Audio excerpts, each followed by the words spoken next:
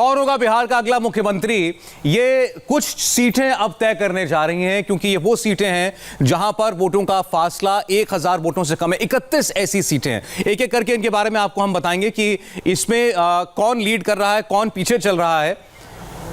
आपके सामने आने जा रहे हैं वो 31 सीटें जहां पर सस्पेंस बहुत ज्यादा है और 1000 वोटों से भी कम का फासला नंबर 1 नंबर 2 के बीच है। भोरे से जेडीयू 320 वोट से आगे चल रहे हैं। हम देखिए 320 वोट। बखरी से सीपीआई के सूर्यकांत 777 वोट से लीड कर रहे हैं।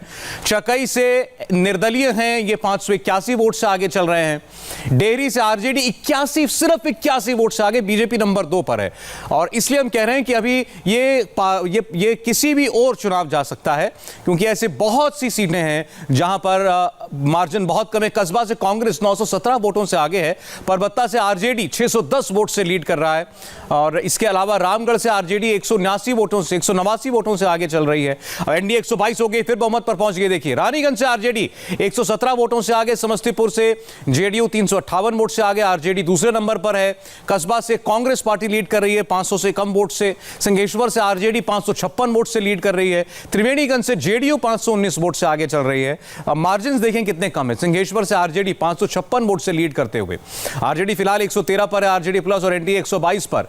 त्रिवेणीगंज से जेडीयू 519 वोट। इसमें ज्यादातर सीटें आपको बता दें, ज्यादातर सीटें इसमें महागठबंधन की है, जहां मार्जिन 500 से या 1000 वोटों से कम है।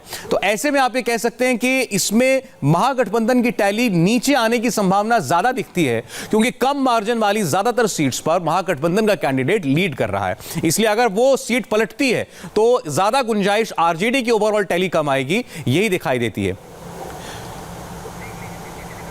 ओवरऑल 122 मार्जिन का बिल्कुल जो जीत की दहलीज है वहां पर खड़ी हुई है एनडीए।